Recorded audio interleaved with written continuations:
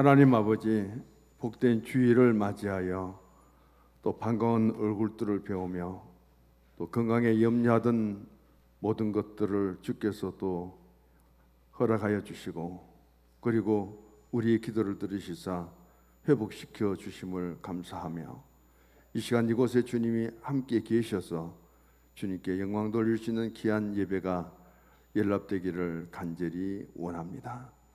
아버지 하나님, 말씀을 따라 오늘도 순서마다 함께 하시고, 장로님의 간절한 간구의 기도가 이 예배 위에 더 큰 은혜로 임할 수 있도록 역사하시며, 임마누엘 찬양대의 거룩한 성호가 하나님을 더 기쁘시게 할 수 있도록 도와주시기를 원합니다.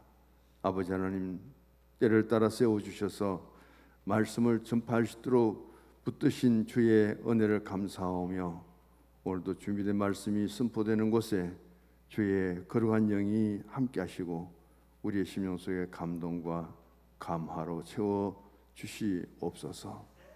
우리 주님 예수 그리스도 이름으로 기도드립니다. 아멘. 주보를 보시기 바랍니다.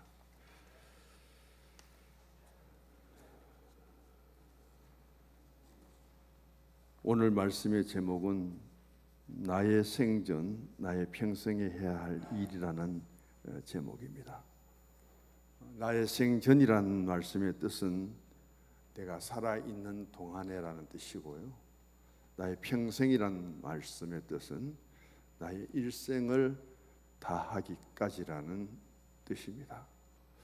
살아있는 동안이라는 말씀을 반대로 생각하면 죽어서 우리가 살아있지 못할 때가 있다는 말씀이고, 나의 일생을 다한다면 일생 뒤에는 우리에게는 또 육체적인 죽음이 있을 수밖에 없습니다. 그런 동안에 해야 할 일이 뭐냐 하면은 바로 첫 번째는 찬송이고요, 두 번째는 하나님의 도우심을 많이 받고, 셋째는 하나님 앞에 우리의 소망을 두고 믿음의 복을 많이 받는 성도의 신앙이 되어야 되겠다, 이렇게 정리를 합니다. 해바라기가 불렀죠. 사랑으로라는 노래가 있습니다.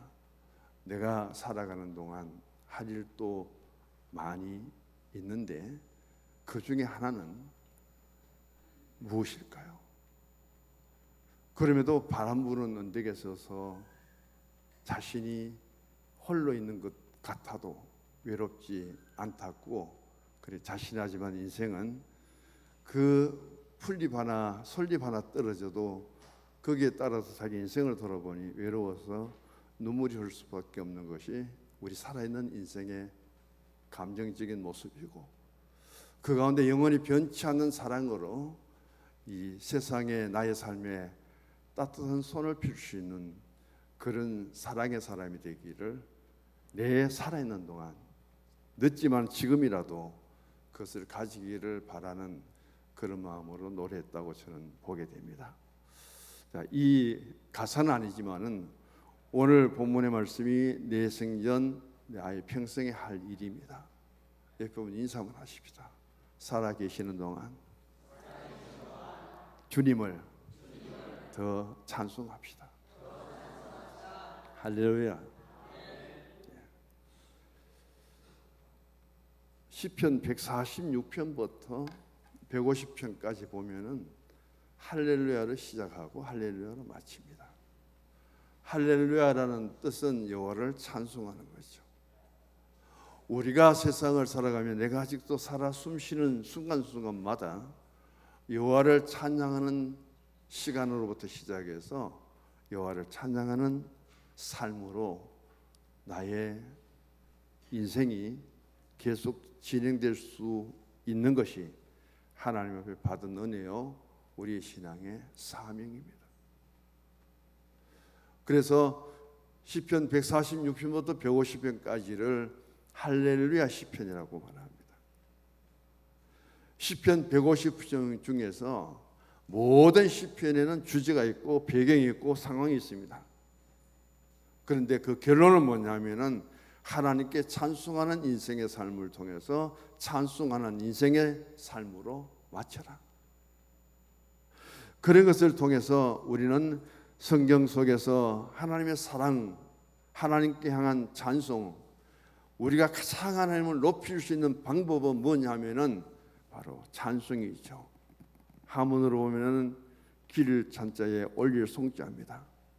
하나님 높고 위대하신 곳에 높이 계시는데 어디까지 우리가 높이 계신 하나님께 올라갈 수 있는 길이 있는가? 그게 찬송이에요. 기도를 많이 해도 잘못되는 사람이 많고 성경을 많이 알아도 잘못되는 사람이 많은데 찬송은 부르면 부를수록 더 하나님의 영광을 위해서 높이 하나님 계신 곳까지 올라가는 그 길이 뭐냐?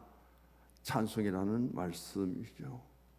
찬송가 338장을 보면은 내 일생 소원은 주님을 찬송하는 것이고 내 꿈에도 주님을 찬송하는 것이고 숨질 때 되도록 나는 찬송하며 살아가는, 나는 참된 하나님의 자녀, 신앙의 삶, 그것을 통해서 나는 오늘 또 살아있기 때문에, 나의 소원이 있기 때문에, 나의 간절한 꿈이 있기 때문에 내가 살아있는 순간순간마다 하나님께 찬송하며 살겠습니다. 그 말씀을 오늘 우리에게 던져주고 있습니다. 철학자 키에르케고는 이런 이야기를 합니다. 자기가 누구인지를 알고 하나님이 누구이신지를 알며 하나님이 무엇을 원하시는지를 알며 자신이 무엇을 위해서 살아야 되는가, 그것을 아는 것이 중요하다. 근데 아는 것보다 더 중요한 것은 아는 것을 실천하는 것이다. 성경은 수없이 우리에게 많은 것을 가르쳐 줍니다. 오늘 하나님을 찬송한다는 것이 내 일생의 소원이고 꿈이고 죽을 때까지 나는 이 찬송을 불러야 된다는 것을 다 압니다. 실천하는 것이 그렇게 쉽지 않다는 거예요. 찬송 부르다가도 화가 나면 화를 내고 찬송 부르다가도 성질을 부릴 때가 있고 우리는 온갖 우리의 삶에 내 감정대로 살아갈 때가 참 많이 있다는 거예요.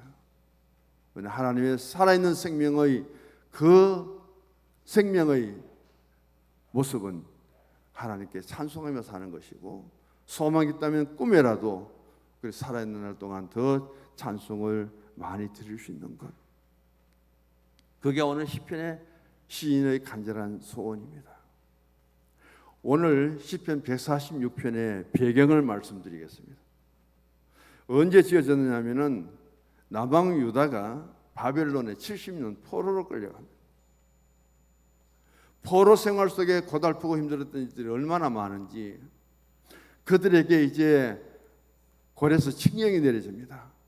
바벨론에 포로된 모든 민족들은, 이스라엘 민족들은 다시금 조국으로 돌아가라. 그들이 조국으로 돌아갈 때에 어떤 꿈을 꾸고 있었느냐 하면은 70년 동안 바벨론에서 제대로 신앙생활을 하지 못했고 하나님 마음껏 찬송하지 못했습니다. 시편 137편에 보면은 저들이 찬송을 부르려고 하면은 얼마나 바벨론 사람들이 학대를 했든지 그들은 바벨론 강가에 갑니다. 가서 거기서도 마음껏 노래를 부르지 못해요. 바벨론 사람들은 찾아와서 너희 하나님이 어디 계시느냐, 너희들 하나님이 살아계시는데 너희들 이렇게 버려두느냐, 그 하나님이 위대하고 좋으면은 너희들 하나님 찬송을 해봐라, 막 놀립니다. 견딜 수 없어서 수금을 부드나무 가지에 걸어두고 그들은 그 바벨론 백성들 앞에, 하나님을 모독하고 조롱하는 저들 앞에 차마 하나님의 찬송을 부를 수 없어서 그들은 고백합니다. 하나님, 차라리 내 입천장이 붙어버리고 벙어리가 되어서 저들 앞에 찬송을 못 부르지 않는 그런 시간이 되고 그런 사람이 되었으면 좋겠다고요.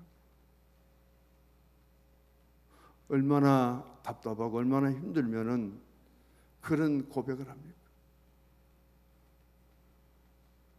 하나님을 모독하는 저 바벨론 백성들이 조롱하는 그곳에서 하나님의 거룩함을 찬송하고 하나님의 은혜를 찬송하고 하나님의 사랑을 찬송하고 부를 수가 없는 거예요. 차라리 그들 앞에 그 찬송을 부른다면은 내가 벙어리가 되고 입천장이 내게 붙어버리도록 그렇게 기도했던 저들이 이제는 바벨론 포로에서 해방되어서 조국으로 돌아간다는 그 소식을 듣고 하나님, 지난 70년 동안 바벨론에서 우리가 살던 삶은 어떤 모습이었습니까? 이제 고국으로 돌아가면은 마음껏 찬송하며 살겠습니다. 70년 동안 바벨론 포로 속에서 그들이 당했던 어려움과 고통과 아픔을 생각하며 이제는 그들에게 새로운 꿈이 생깁니다. 그들은 조국으로 돌아왔습니다. 와보니까 이미 산발랏, 도비야, 세겜 같은 이런 무리들이 예루살렘에 다 들어와서 그들이 점령합니다. 사마리아 총독은 산발랏입니다. 이미 아수르에 멸망해 버렸죠. 그런 가운데서 그들이 무너진 예루살렘 성전을 재건하려고 노력합니다.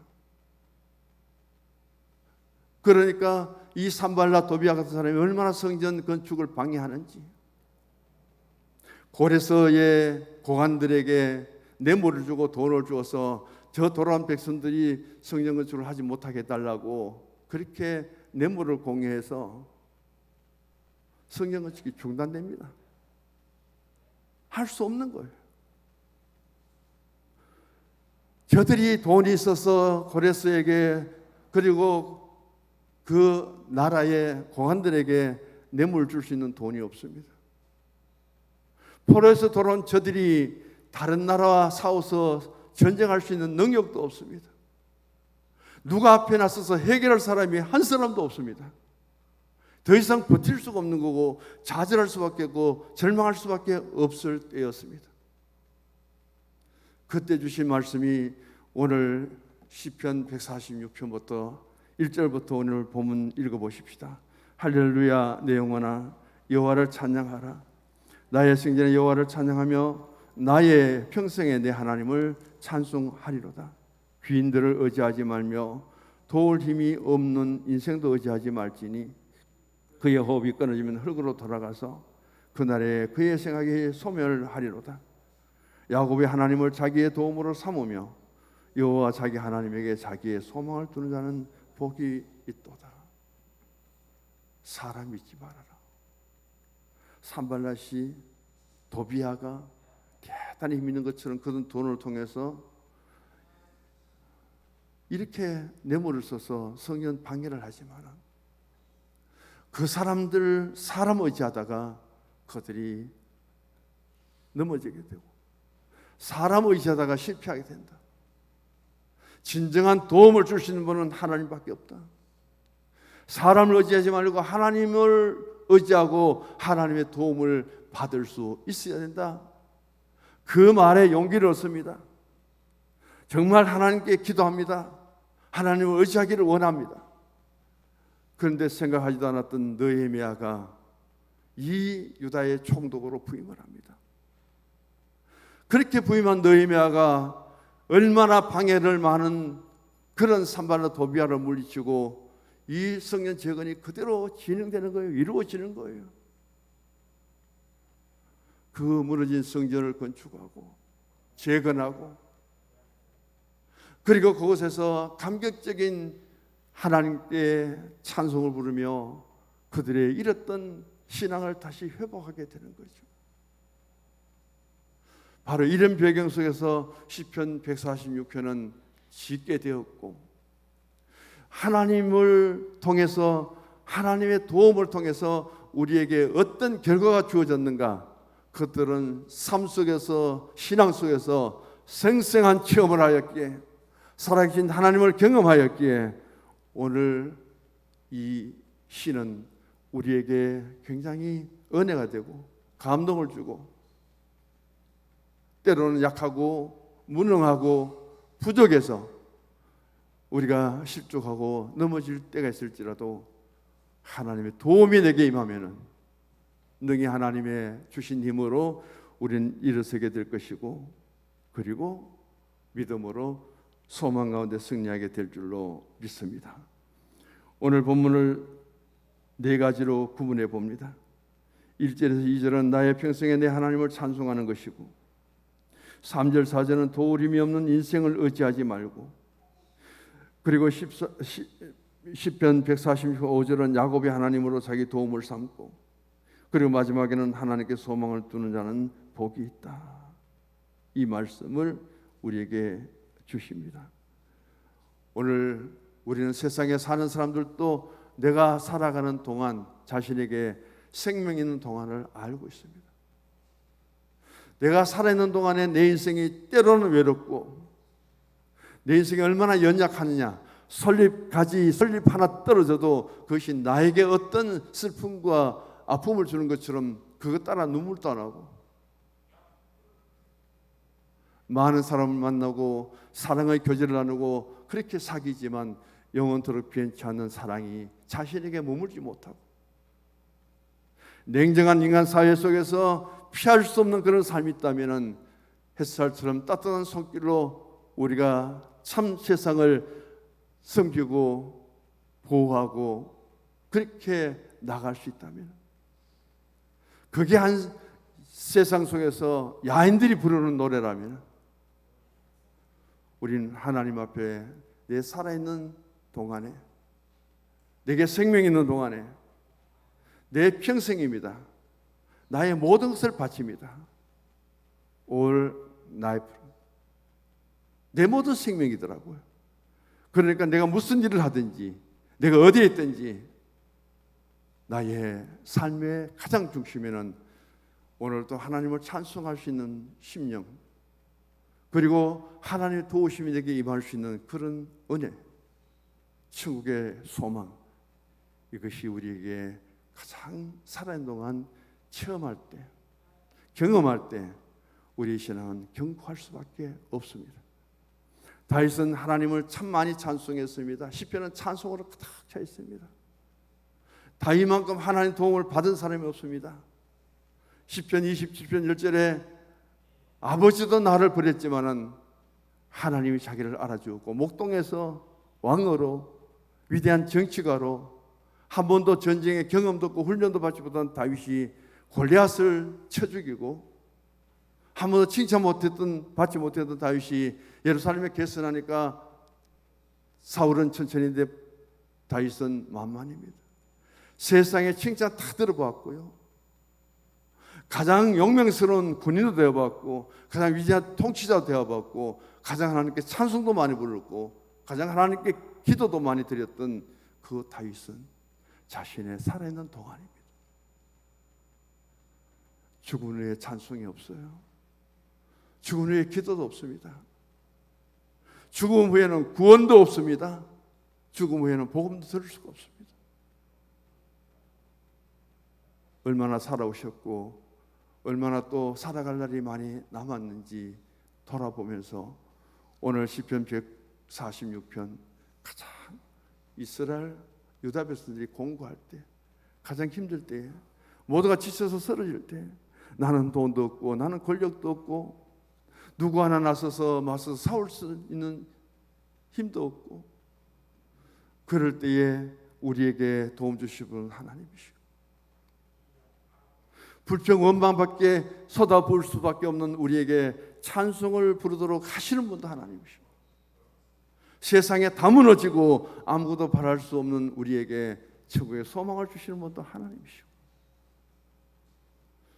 그 신앙만이 우리에게 마지막 가셔야 될 아름다운 삶의 모습이라고 그렇게 믿습니다.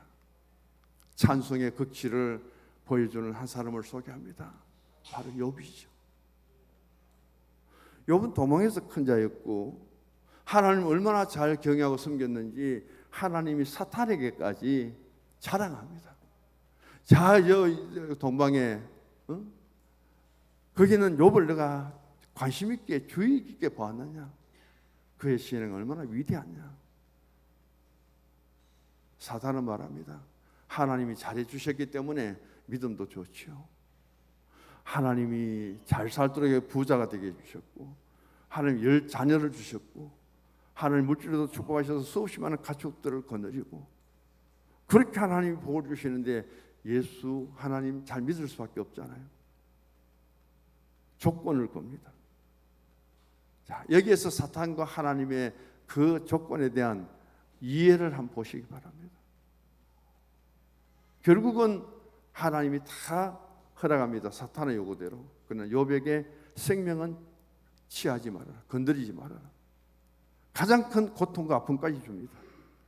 건강의 고통, 외로움의 고통, 그에게 온갖 상처를 통해서 주어지는 아픔. 재산이라고는 하나도 없습니다. 아내도 그런 하나님을 당신이 믿냐고 하나님 저주하고 죽으라고 저주하고 아내도 도망가 버립니다. 한 인생의 삶 속에 이런 외로움이 어디 있습니까? 이런 고통이 어디 있습니까? 무엇을 희망을 걸고 살아갈 수 있습니까? 욥은 이렇게 말합니다. 내게 물질을 주신 분도 하나님이시고 가져가시는 분도 하나님이시다. 내게 열잔의 축복을 주신 분도 하나님이시고 열잔의 축복을 가져가시는 분도 하나님. 나라는 한 욥이라는 존재 속에, 욥이라는 한 사람의 신앙 속에 하나님은 변치 않습니다. 비록 아내가 하나님 저주하고 죽으라고 저주할지라도 욥은 대연하게 말합니다. 주신다는 하나님이시고 가져가시는 분도 하나님이신데, 건강할 때도 하나님이시고 내가 병들 때도 하나님이신데, 내 소유가 충족할 때도 하나님이시고 내 소유가 다 없어도 하나님이신데, 나는 하나님을 찬송합니다. 하나님을 더 거룩하게 찬송합니다. 그런 찬송의 복이 욥기 42장에 보면은 갑절의 축복으로 채워지죠. 욥이 살았던 날보다 그 후의 삶이 얼마나 더 복된지 욥은 여기서 한 가지 신앙을 체험합니다. 이제까지 수없이 귀로 들었습니다. 그런데 내가 이 환난을 통해서 하나님을 경험하고 나니까 이제는 눈으로 내가 확인하였다. 귀로만 듣던 하나님을 내 눈으로 만나봤다. 그 눈은 시각적인 육신의 눈이 아니라 영의 눈입니다. 그러니까 하나님의 성령의 눈으로 내가 이 고난과 이 땅에서 살아있는 동안 가장 어려움과 고통을 다 받아보았는데, 이제는 귀로 10번, 1000번 듣는 것보다도 내 눈으로 확인한 이 신앙을 끝까지 지키겠습니다. 이게 욥의 고백이에요.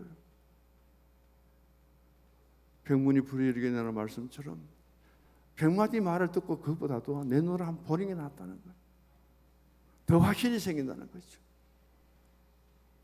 그런 살아계신 하나님을 찬송함으로 경험하시기를 축복합니다. 체험하기를 축복합니다. 그 믿음이 안 흔들리는 거예요. 그 신앙을 주님 앞에 쓸 때에 우리는 감동을 통해서 주의를 하게 된다는 거예요.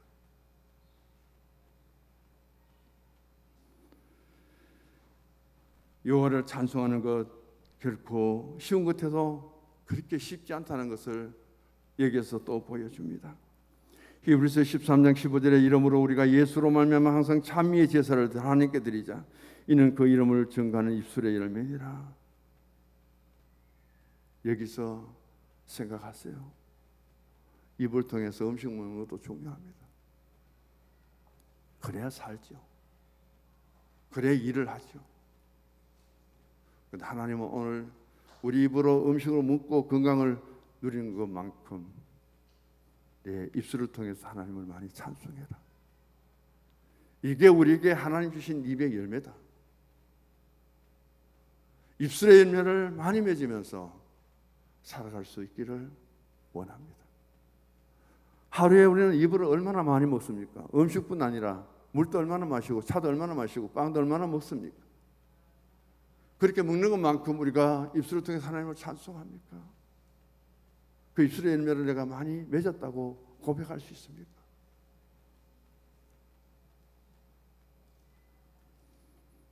야고보서 5장 13절에 너희 중에 고난당한 자가 있느냐? 저도 기도하고 즐거워하는데 또 무엇을요? 찬송하라고 일러줍니다. 고난당하면은 우리는 불평원망에 쏟아집니다. 하나님 멀리 계신 것 같습니다. 하나님 나에게 관심이 없는 것처럼 여기십니다. 그 고난당할 때 뭘 하라고요? 찬송을 부르고 채찍에 맞고 깊은 감옥에 가신 가운데서 한밤중에 바울은 기도합니다. 신라는 찬송합니다. 바울과 신라의 기도와 찬송이 하나님께서 들으실 때에 옥문에 지진이 납니다. 옥터에 옥문이 열려버립니다. 얼마든지 타락할 수 있습니다. 그랬다면 간수는 자살했을 것이고, 그러니 빌립보 땅에서 더 이상 복음을 전하지 못했을 거예요. 살아계신 하나님 앞에 고난 중에 찬송을 부르니까 타락한 줄 알았는데 우리가 여기 있다고 말씀하였고, 그 신비로움을 경험한 간수가 묻습니다. 선생님, 내가 어떻게 해야 구원을 얻을 수 있느냐고. 주 예수를 믿어라. 그 간수의 집에서 세례를 받고 빌립보 교회가 세워지고 핍박받는 가운데서 세워진 교회예요. 기도처에 갑니다. 기도할 곳이 없어서 강가에 모여서 기도합니다. 그곳에서 만난 그 여인을 통해서 세워진 교회, 찬송과 기도를 하여금 세워진 교회가, 환난과 고통 속에 세워진 교회가, 한 생명이 자신의 책임을 다하지 못해서 자살하고 죽으려고 하는 그런 배경에 세워진 교회가 빌립보 교회예요. 그 교회는 기뻐할 수밖에 없습니다. 그 교회는 감사할 수밖에 없습니다. 어떤 신앙의 경험을 갖고 체험을 가졌기에 우리는 그런 신앙의 자리에서 한번 내가 받은 은혜와 감정과 그리고 체험과 경험을 통해서 주님을 찬송하고 이 교회를 섬기고 있습니다. 너무 아쉽죠. 그런 분이 몇 분은 계셔야 되죠. 그래야 교회가 은혜 가운데 진행될 수 있죠.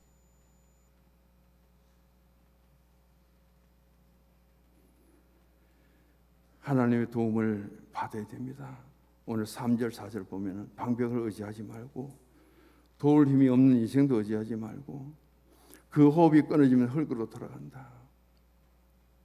그 순간 그들의 모든 계획과 그들의 모든 생각도 소멸해버려요. 아예 사라져버린다. 사마리아 방백들은 이스라엘을 모함해서 예루살렘 성전 성벽 재건 못하도록 해방했지만 이스라엘 돌아온 포로들은 누구도 싸울 힘이 없습니다. 능력도 없습니다. 그때 하나님 말씀입니다. 아직도 사람을 의지하느냐? 아직도 너희 사람 믿느냐? 그러다가 70년 바벨론 포로를 끌려가서 그렇게 고생하고 돌아왔는데 아직도 사람 믿나? 믿을 사람 얼마나 있을까요? 그 말씀입니다. 사람 믿으라고 하나님 믿으라고. 도울 힘이 없는 그 사람을 믿다가 그들은 산발라선 도비아는 어떻게 죽었을까요? 그 약한 중에 하나님 도움을 받은 이스라엘은 다시 없으면 바벨론 멸망합니다. 이스라엘은 다시 세워집니다. 하나님의 도우심에서야 임하는 곳에 이렇게 은혜가 임합니다. 성서 중앙교회 하나님의 도움이 임하시도록 기도하시기 바랍니다. 하나님 우리 성서 중앙에 도와주십시오. 그런 제목을 두고 얼마나 중보자가 되고 기도했는지 저는 다 알 수 없습니다. 제 기도는 늘 그거예요. 하나님이 도우시셔야지. 하나님 도우심이 없으면요 예수님 와도 실패합니다. 그게 오늘의 우리들의 모든 신앙과 교회의 현실이에요. 21세기는 확실성의 시대라고 합니다. 확실한 것이 하나도 없습니다. 우리는 그렇게 우리 스스로가 극복하고 믿음으로 잘 될 줄 아는데 코로나19 때문에 3년 동안 교회와 성도의 신앙에 흐트러지면 어떻게 다시 회복할 수 있을까요? 이스라엘은 작은 한 나라가 지금 보면 러시아의 공기도 폭파시켜버리고 하마스 그리고 레바논의 히즈볼라 후티까지 이란까지 앞으로 이 세계가 어떻게 전개될지 그 배후는 미국이 있고 영국이 있습니다. 하나님을 바라보는 신앙일까요? 하나님의 도우심을 힘있는 그들의 신앙일까요? 어쩌면 그렇게 담대하고 용기가 있는지 역사 속에 우리는 하나님의 역사를 깊이 돌아볼 수 있는 시간이 지금 왔다고 봅니다. 시편 145편 5절을 오늘 주신 말씀처럼 야곱이 하나님으로 자기 도움을 삼으며 성경에는 아브라함의 하나님, 이삭의 하나님, 야곱의 하나님이 나옵니다. 3대 족장이에요. 그런데 왜 야곱이 하나님으로 도움을 받으라 했느냐? 여기서 중요한 포인트가 있습니다. 아브라함이 하나님 도움을 받으라고 말하지 않아요. 이삭이 하나님 그 도움을 받으라고 하지 않습니다. 누구의 도움요? 그래도 야곱만큼은 우리가 비교할 수가 있습니다. 아브라함이 믿음의 조상이 되기까지 그 과정 우리가 따라가기 쉽지 않아요. 이삭의 그 정결한 신앙의 모습, 순종의 모습 우리가 따라가기 쉽지 않아요. 야곱은 이스라엘이 되기까지 그는 간사한 자입니다. 속이는 자입니다. 꾀부리는 자입니다. 그 성장 과정에서 아버지도 속이고 형도 속이고 자기 소유를 위해서는 수단 방법을 가리지 않고 외삼촌에게 가서 고생됐지만 외삼촌까지 속입니다. 외삼촌도 이 야곱을 속입니다. 그런 야곱을요, 홀로 있을 때 베델에서 기도하죠. 돌아올 때 홀로 야보강에서 기도하죠. 그런 야곱이 하나님께 기도하니까 그 야곱을 변화시켜 줍니다. 무엇으로? 이스라엘로. 그런 야곱의 모습 속에 우리가 하나님 도움을 받으면 야곱이 이스라엘 된 것처럼 우리도 이스라엘이 될 수 있다는 거예요. 야곱의 기도를 들으신 하나님, 우리 기도를 듣고 나도 이스라엘로 바뀌어질 수 있다는 거예요. 야곱은 모든 수단 방법을 가지고 다 자기 것으로 착취하고 자기 소유로 삼지만은 이스라엘은 자기 모든 것을 내어놓습니다. 결국 12아들까지 다 내어놔 버리죠. 그 12아들이 이스라엘 12기업이 12지파예요. 내 소유가 없습니다. 그런 이스라엘이 되기까지 야곱이 변하여 이스라엘이 되는 그 야곱이 어떻게 하나님 도움을 받아서 그런 이스라엘이 되었는가? 그것만 내가 생각하고 그 야곱이 하나님을 나의 하나님으로, 야곱의 도움을 나의 도움으로 삼고 그러면 당신도 야곱이 이스라엘 된 것처럼 변화될 수 있습니다. 오늘 마지막 포커스는 이 말씀이에요. 한 번 더 인사하십시다. 야곱이 변하여 이스라엘이 되었습니다. 나도 변하여 크게 쓰임을 받을 것입니다. 할렐루야. 주보 마지막 같이 읽습니다. 유대 격언입니다. 하나님이 가장 좋아하시는 장소는 사람의 가슴이다라고 정의한다. 하나님을 자기 마음에 모시고 산다는 것은 영광이요 행복이다. 그 사람이 생전에 해야 할 일은 하나님을 찬양, 하나님 도우심을 받고 하나님께 소망을 두는 사람이다. 아멘. 하나님 아버지, 나의 생전에, 나의 평생에